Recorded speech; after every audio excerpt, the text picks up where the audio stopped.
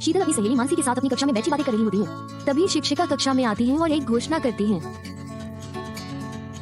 बच्चों, जैसा कि आप सभी जानते हैं कि 15 अगस्त आ रहा है, हर वर्ष की भांति इस वर्ष भी हमारा विद्यालय 15 अगस्त के अवसर पर एक कार्यक्रम आयोजित करने जा रहा है।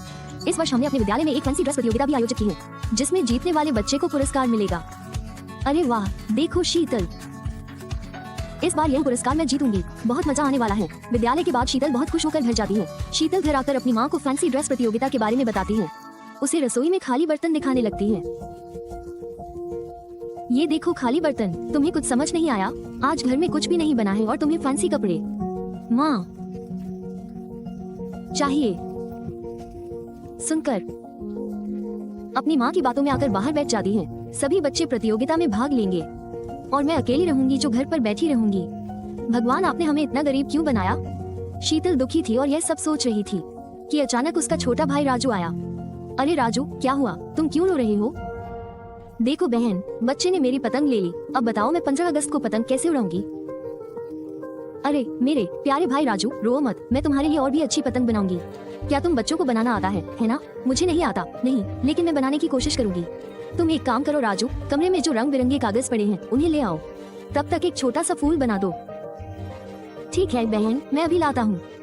राजू जल्दी से रंग बिरंगे कागज ले आता है और फिर शीतल उसके लिए बहुत ही सुंदर पतंग बनाती है। राजू बहुत खुश होता है। पतंग देखी है? अरे वाह बहन, तुमने मेरे लिए इतनी सुंदर पतंग बनाई है। पूरे बाजार में किसी दुकानदार के पास भी ऐसी पतंग नहीं होगी। क्या ये वाकई इतनी सुंदर है? हाँ बहन, बहुत सुंदर बनी है। चलो मैं इसे अपने दोस्तों को ले जाकर दिखाता हूँ। राजू पतंग को बाहर ले जाता है और अपने दोस्तों को दिखाने लगता है। सभी बच्चे उसके गाइड की बहुत तारीफ करते हैं। अरे वाह जू, ये पतंग बहुत सुंदर है। मेरा एक एहसान करो, ये पतंग मुझे दे दो, मैं तुम्हें इसके रुपये दूंगा। अरे नहीं नहीं, मैं ये पतंग किसी को नहीं दूंगा। ये पतंग मेरी बहन ने बनाई है। सकते हो, लेकिन ये पतंग मुझे दे दो। मुझे ये पतंग बहुत पसंद है। तुम अपनी बहन 20 रुपये। वाह ठीक है, तुम ये पतंग रख लो। देखो रुपये ले से। वाह राजू, एक पतंग के 20 रुपए, ये तो कमाल हो गया। दीदी, क्यों ना हम पतंग बनाकर बेचे? इन 20 रुपए से हम और कागज खरीद लेंगे और फिर ढेर सारी पतंगे बनाकर बाजार में बेचेंगे। पर राजू, अगर कोई पतंग नहीं खरीदेगा तो क्या होगा? अरे दीदी, तुम देखना कि तुम्हारी गाइड के लिए कैसी भीड़ उमड़ेगी। तुम्हें पता है, अभी सारे बच्चे तुम्हारी गाइड को ऐसे देख रहे थे जैसे उन्होंने ऐसी पतंग पहले कभी नहीं देखी हो। तुम्हें पता है, अगर ऐसा है तो चलो जल्दी से बाजार से रंग बिरंगे कागज लेकर आते हैं। शीतल और उसका भाई राजू जल्दी से बाजार से रंग बिरंगे कागज ले आते हैं। उसके बाद दोनों मिलकर बहुत सुंदर गाइड बनाते हैं। सारी गाइड बन जाने के बाद शीतल उन्हें सावधानी से अलमारी के ऊपर रख देती है। अब कल स्कूल से वापस आने के बाद हम दोनों बाजार जाकर उन्हें बेचेंगे। ठीक है दीदी। अगले दिन शीतल स्कूल चली गई और सब 15 अगस्त की प्रतियोगिता की तैयारी में व्यस्त थे। अरे शीतल, 15 अगस्त की प्रतियोगिता के बारे में तुमने क्या सोचा है? सभी बच्चे तैयारी में लगे हुए हैं। मैंने अपनी माँ से पूछा, लेकिन उन्होंने मुझे किसी भी प्रतियोगिता में भाग न लेने के लिए कहा। घर में खाने के लिए कुछ नहीं है। उन्होंने मुझे इसकी चिंता करने और काम में मदद करने के लिए कहा। अरे शीतल, मुझे तुम्हारे लिए दुख हो रहा है। क्या तुम हमारे साथ इस प्रतियोगिता में भाग नहीं ले पाओगी? नहीं मानसी, इस बार नहीं, लेकिन मैं अगली बार जरूर ले जाऊंगा। कोई बात नहीं। शीतल को सभी बच्चों को देखकर अपने लिए बहुत दुख होता है, लेकिन अपनी गरीबी के कारण बेचारी कितनी लाचार थी। जब वो दुखी मन से घर आती है तो वो देखती है कि उसकी माँ सुई धागा लेकर बैठी है। माँ, तुम क्या कर रही हो? तुम्हारी मशीन कहाँ गई? वो ठीक से काम भी नहीं कर रही थी और बिल्कुल बेकार हो गई थी। अरे शीतल को अपनी माँ को देखकर बहुत बुरा लगता है, पर वो उनकी मदद कर पाती है। वो चुपचाप अपने कमरे में जाती है, अलमारी से पतंग निकालती है और अपने भाई के साथ बाजार में बेचने चली जाती है। देखो देखो मेरी पतंग देखो, आओ आओ जल्दी से और रंग बिरंगी गाइड उड़ाओ। इतनी सुंदर गाइड देखकर सारे बच्चे वहाँ आ जाते हैं और भीड़ लगा देते हैं। अपने माँ बाप से गाइड खरीदने की जिद करने लगते हैं। मादरचोद, देखो कितनी सुंदर गाइड है, मुझे भी ये गाइड चाहिए। अरे हाँ हाँ, सब्र करो। ये गाइड कितने की दी है आपने? हाँ आंटी, 20 रुपए की है। ठीक है, इन बच्चों में से मुझे 5 दे दो। पप्पू जल्दी से आओ और इसमें से 5 गाइड चुनो। पप्पू को देखकर बाकी बच्चे गाइड खरीदने लगते हैं और देखते ही देखते सारी पतंगे बिक जाती हैं। शीतल की गाइड बनाने के लिए और धीरे धीरे वे बहुत सारे पैसे बचा लेते हैं। उन पैसों से शीतल सबसे पहले अपनी माँ के लिए नई सिलाई मशीन खरीदती है। माँ, जल्दी से बाहर आओ, देखो हमने क्या खरीदा है। क्या हुआ? क्या खजाना लाए हो जो इतना चिल्ला रहे हो? माँ, बस एक बार यहाँ बैठो। जब शीतल की माँ नई सिलाई मशीन को देखती है तो उसकी आंखों में आंसू आ जाते हैं। अरे बच्चों, तुम ये नई सिलाई मशीन कहाँ से लाए? इसके लिए पैसे कहाँ से आए? अरे तुमने कोई चोरी नहीं की है ना? देखो, हम प्रो हैं, लेकिन ऐसा कभी कुछ नहीं करते। अरे माँ, कृपया नीचे आओ। हमने ये पैसे कहीं से नहीं चुराए हैं, ये हमारी मेहनत की। एक पतंग बनाई और इसे 20 रुपये में बेच दिया और फिर उन रुपये से बाजार ले जाकर बेच दिया है। पहले हमने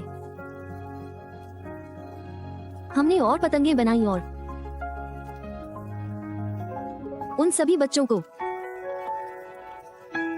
मैं तुम पर हर समय चिल्लाता हूँ। दोनों बच्चे अपनी माँ से गले मिलते हैं और उनकी माँ उन्हें बहुत प्यार करती है। माँ, अब हम इन पैसों में से कुछ कागज खरीदने के लिए फिर से पतंगे बनाएंगे और ढेर सारी पतंगे बनाकर बाजार में बेचेंगे। अब बस देखना है कि इस बार हम 15 अगस्त कितने अच्छे से मनाएंगे। हाँ बच्चों, तुम दोनों बिल्कुल सही कह रहे हो। फिर शीतल और राजू रोज देर रात तक काम करके गाइड बनाते हैं और फिर अगले दिन बच्चों को बाजार ले जाकर बेच देते हैं। धीरे धीरे दोनों भाई बहन बच्चों को बेचकर अच्छा पैसा कमा लेते हैं। जिस घर में खाने को नहीं था, दोनों बच्चों की मेहनत से रसोई में ढेर सारा खाना भर गया। यहाँ उनकी माँ भी हमारी सिलाई मशीन की मदद से लोगों के कपड़े सिलने लगती है। पूरा घर मिलकर मेहनत करता है और घर के हालात धीरे धीरे ठीक हो जाते हैं। आ गया, पर शीतल अभी भी स्कूल के लिए तैयार नहीं ही। 14 अगस्त हुई। अरे तुम्हें भी प्रतियोगिता में भाग लेना चाहिए था, पर मेरे पास उसके लिए कपड़े नहीं थे। मैंने तुमसे कहा था, इसलिए तुमने मुझे मना कर दिया था। हाँ, मैंने मना कर दिया था क्योंकि उस समय घर के हालात अच्छे नहीं थे। पर मेरे बच्चों ने मेरे लिए इतना कुछ किया है तो मेरा भी कुछ कर्तव्य बनता है ना। मैंने तुम्हारे लिए कुछ बनाया है, अपने लिए। पर क्या?